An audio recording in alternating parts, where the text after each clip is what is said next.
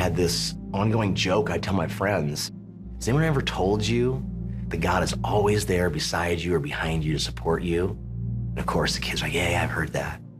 And I'd just punch the air behind me. I'd punch it behind me and beside me. Because he was always there beside you, he was close enough to hit him, to be mad at him. I should be mad at him for what had happened to me.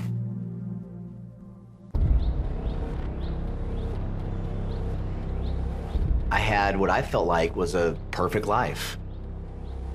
My dad was a barber. My mom was a nurse. There was fighting here and there, but to me, as a 10-year-old, it seemed like a regular family. One day I came home, and all my dad's clothes were stacked up on the couch. I remember my mother telling me that my dad wasn't going to live in our house anymore. Could I have done anything differently to make this not have happened? What is it about me that would make him want to go? I started to be anybody that I needed to be liked. Everything my friends needed me to be, and everything teachers needed to be, and coaches needed to be, my mom needed me to be. Make sure people have a great time when they're around you, because nobody can disapprove. Nobody can not like me, because nobody can leave anymore. My grandfather gave me a Bible for high school graduation, and it was in a box in plastic, and at the time, I wondered why. What was I gonna do with that? So I put it away and carried it with my stuff. Anything that felt like family again, that was stuff I was keeping, because that's what I desperately wanted. I wanted a wife, I wanted kids, but the fear was that I wasn't a person that could do that. I wasn't worth that.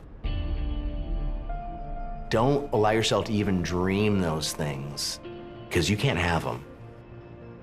I made a promise to myself that I was not gonna do that. I was gonna be rich, and I was gonna be wild, and I was gonna live an adventure, and family wasn't gonna be part of that. Heading to college was all about thrill-seeking, extreme partying, and death-defying adventure. Anything that would make me happy again. I got great new jobs that felt like were gonna be the thing I needed, but it wasn't ever, this is it. We're into the mid to late 90s with a tech boom, and I'm investing in the stock market. I was starting to have literally hundreds of thousands of dollars in an account that could feel like I had something, and it didn't work. There was literally no joy in it.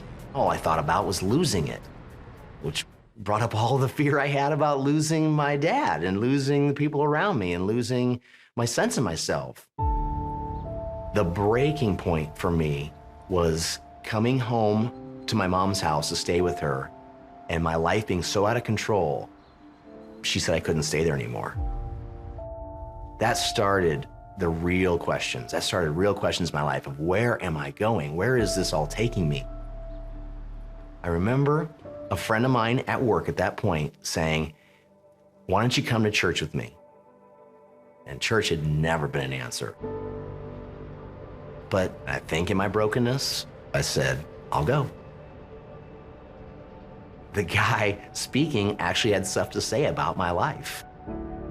He said, you can't be a husband the day you get married, and you can't be a father the day that you have a baby. It's gotta start before then.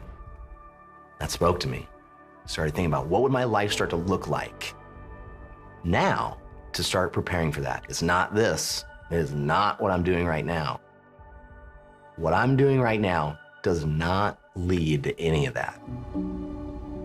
But I thought there was a chance. I felt hope. I felt like I could be more than me or more than what I was. Could I? Wow. I mean, could I get married? God, could you heal me enough? A friend of mine took me out to lunch one day and said, I see you at church all the time. Have you ever given your life to Jesus? I said, no. Do I need to? He said, you should, and you can. Let's do it right now in this restaurant.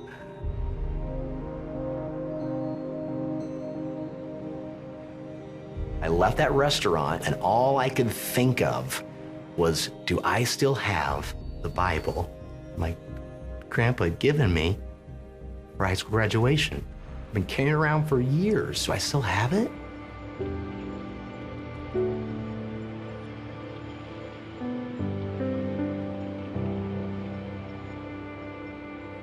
Drove home as fast as I could on my motorcycle, found it, opened up the package, still wrapped in the plastic seal, started reading it, couldn't believe it spoke to my life, right where I was at. It was one of those moments where it's God and I, and saying, I've got you. You don't need all that. You don't need anything but me. I realize, I think I really believe this. I think God really does love me. I think I have hope in him, and I can trust him.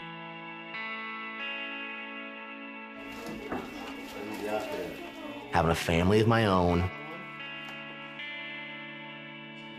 I've seen over and over again that I can trust him, that he is a good father, that he always was my father. I was mad at him for a long time, left him for a long time, abandoned him for a long time, didn't think of him for years. Yet when I finally wanted him, needed him, turned to him, right there.